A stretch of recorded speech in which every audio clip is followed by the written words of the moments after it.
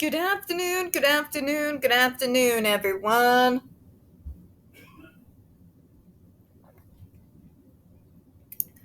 Welcome to another episode of Spilling Tea. I'm your host, Tiffany Daniels, and yes, we are going back to that horrible world known as the JRC. But before we do the usual disclaimers, and a little moment to kind of just help you smile and get our headspace out of all that negativity like I spoke about in the last video, huh? Yeah, I know, it's social media, but every once in a while you get something cute. Who wants to sleep like a baby? I want to sleep like a cat. No, hear us out. Hear us out. Sleep anywhere, in any position, fall asleep instantly, fall back asleep immediately when disturbed, convincingly sleep through the sound of people calling you. Where do I sign? I'm a notoriously light sleeper. Thanks, childhood. But, anyways, just something cute for you all to enjoy for a second. To the disclaimers, shall we? In the description box, you're going to find a link to the article that Judge Rotenberg Educational Center doesn't want you to read. It's written by NeuroClastic, a small non-for-profit started by autistics for autistics, wherein they interviewed and surveyed over 900 ABA professionals in regards to the JRC's so-called behavior modification program. Matter of fact, the JRC doesn't want you to read this article so much. They've threatened NeuroClastic with a defamation lawsuit if they did not remove it from the website. Well, folks, NeuroClastic has refused, so you know the drill. Please read that article and share it on all your social media. Also included in there is NeuroClastic's public statement in regards to the defamation lawsuit threat, as well as a link to their GoFundMe. We are crowdfunding, folks, in case the JRC actually sees through with their threat. Also included in there, the Ozarks' first article in regards to Agape Boarding School, also known as Stone for Help Boarding School, a so-called Christian-themed boarding school based out of Stockton, Missouri that takes in so-called troubled male teens, that has impending over 21 civil lawsuits, claims, and allegations leveled against it, all which have been substantiated by the Missouri Department of Social Services, and they include the following: sodomy, rape, sexual assault, child abuse, psychological and emotional abuse, child trafficking, starvation, and that's just for starters. You have one former staff member arrested by the FBI, another a doctor, still on the premises with full access to the boys upon multiple, again, substantiated claims of sodomy, rape, and sexual assault, the boys there. You have an attorney general too busy chasing after and doing bad Photoshop of drag queens and trying and failing to defund public libraries to actually do his job. You had a governor off his nut. So please read that article. Share it on all your social media. Excuse me. We got the other pertinent links to the Stop the Shock campaign as well, including Autistica Hoya's massive archive on the subject, Jennifer Masumba's behavioral sheet of shockable offenses, a clip out of the 7-hour ordeal undergone by Andre McCollins back in 2002, the templates and the ever-present, self-explanatory, change.org, shut the Judge Rotenberg Center down petition. When we discuss the JRC, you're going to hear vivid descriptions of and catch clips or surveillance footage of people with disabilities being tortured and abused. If you got young children present, please use your headphones, alright? This channel is marked not for kids for a reason. We use profanity on occasion and speak on dark subjects. If your child is 16 and younger and they're watching this, very obviously parental supervision is very much advised, alright? Alright, where we left off. Even without the justification of immediate harm to self or others, proponents of educational or treatment methods that rely or include tough love tactics, which often means or at least includes the use of aversives, insist that they are necessary in order to prevent serious problems down the line, such as drug use, hospitalization, or incarceration. I want to bring you back to the 90s real quick, because this was justification of a whole lot of rampant abuse that was particularly pertinent to our generation. There were a lot of parents that would use that as justification for hitting their kids. Tough love, right? Tough love. How did that work out? Because my generation was one of the most reckless, more likely to cause physical harm to ourselves by means of alcohol, or even more dumbass ideas such as jumping off the roofs of houses, trying to jump ditches, a whole bunch of extreme crap where everybody else in high school was trying to top the other that ended up a lot of kids in hospitals. Yeah, didn't turn out so great, did it? How that actually works, folks, is it's called the cycle of abuse for a reason. And I've seen it go one of two ways. Either the kid down the line begins to abuse themselves in some manner, whether it's a form of self-medication, in my case it was alcohol, and eventually it was the painkiller hydromorphone,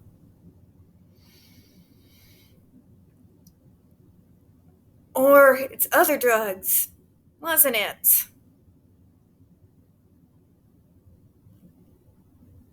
You're talking about kids who were forced through DARE.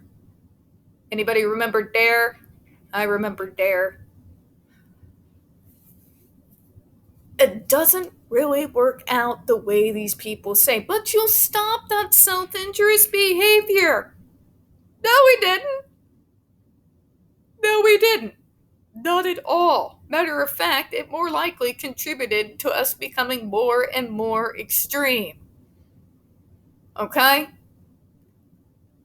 Eventually, a lot of us, myself included, had to have some form of intervention. Alright? It doesn't work, this so-called idea of tough love, aversives, to stop our more reckless behaviors. Because more often than not, it actually multiplies and increases reckless behavior. Okay? Speaking with an eye to my own generation here. If you don't believe me, go and look it up. We had kids jumping off of roofs. Kids jumping massive ditches and getting horribly harmed. You were laughed at if you wore a bike helmet and pads. Believe me. Okay? Tough love did not make us, in any way, shape, or form, less reckless. I could almost argue it made us even more reckless, as some bizarre form of a self-coping mechanism. But let's read on, shall we? The use of aversives, some would say, can actually be less restrictive than other restrictions such as psychiatric medication. Hi, I'm Tiffany, who was put on said medication. I would like to argue. Okay? I had medicines such as Wellbutrin, Zoloft. There's a few others. They throw so many damn pills at me that I can't even remember all the names. Some of them turned me into an unfeeling zombie. I'm not going to sit there and lie and tell you that they didn't. But you know what they didn't do? They did not cause me physical pain. They did not cause second or third degree burns on my arms, legs, or torso.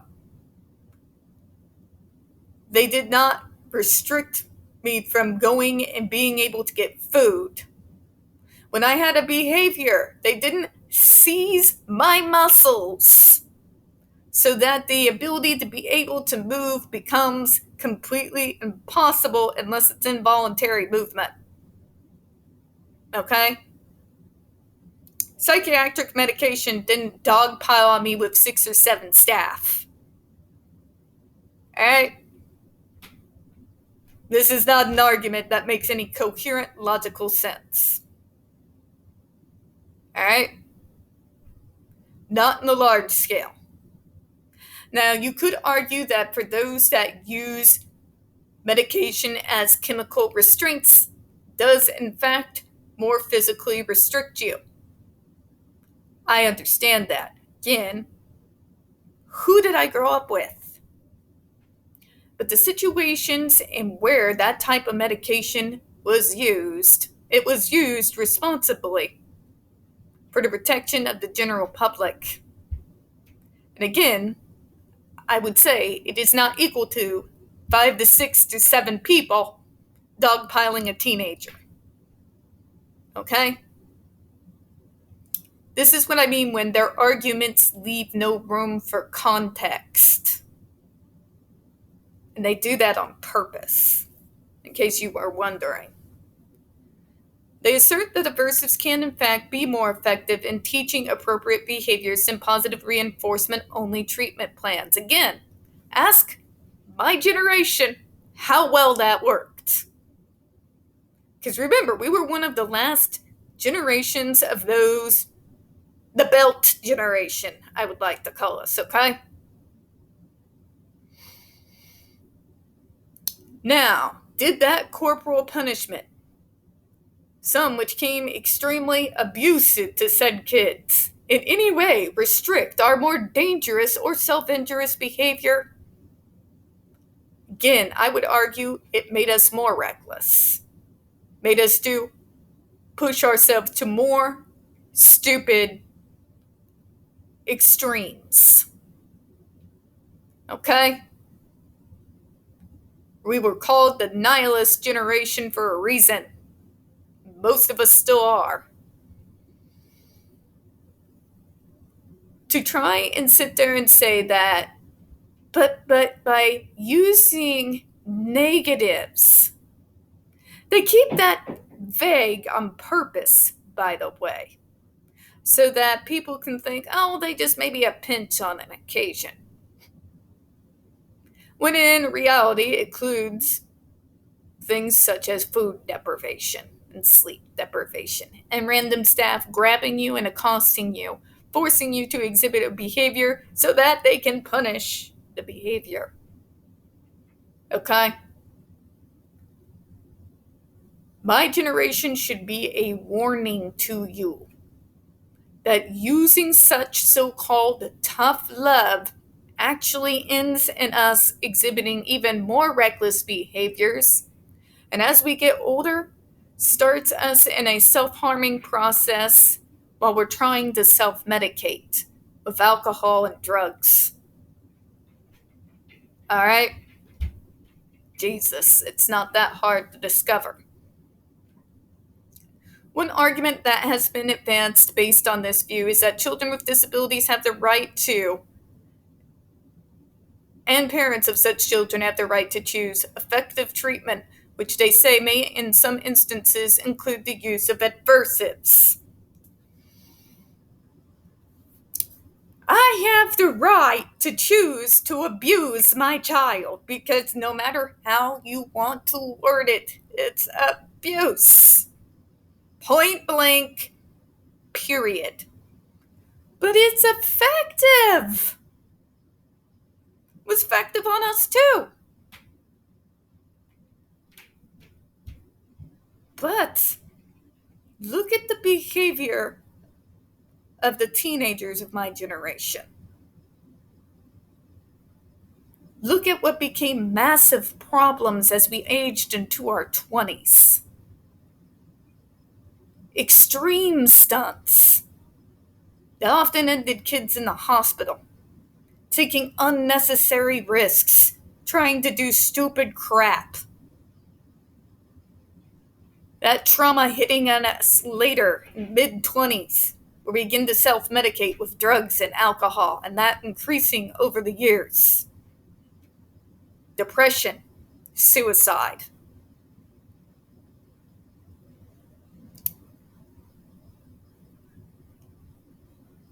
Unless that was the point all along, I don't call that effective. Do you?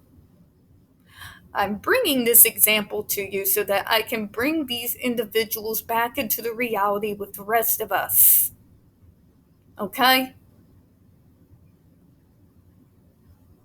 And it shouldn't be alien. We all know what happens to those who have suffered abuse that's gone untreated. Not all corporal punishment, this is probably a 90s view, did I consider actual abuse. But think about it. Under this view, limitations on the use of aversives rather than aversives themselves amount to disability discrimination, as people without the severe kind of disabilities that they would say would require the use of aversives can choose to receive intrusive or risky forms of treatment without such restrictions. Here we go again. But if they were in their right mind, they would choose this. Nobody chooses to be abused. Okay? These are the kind of decisions of people with power who are over us. We do not get to decide shit until we're 18. Please, for the love of God, take it from me. I did not have any type of control whatsoever. Not really. Although, thankfully, I had the mother that I had. And yes, even the aunt, as much as we will clash heads till the end of time, I had some form of control. But the reason why I had that control was because those two who had the power allowed me to have it. Okay? We don't get to choose shit until we're 18. This is reality. And anyone in their right mind who thinks that these kids would be signing up to be abused in order to stop their own self-injurious behavior needs some therapy themselves.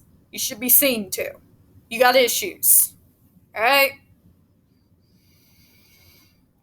What I just explained to you and used my own generation as an example is that, matter of fact, those of us who suffered through that wonderful thing called tough love that was so prevalent among our teenagers and young kids of our generation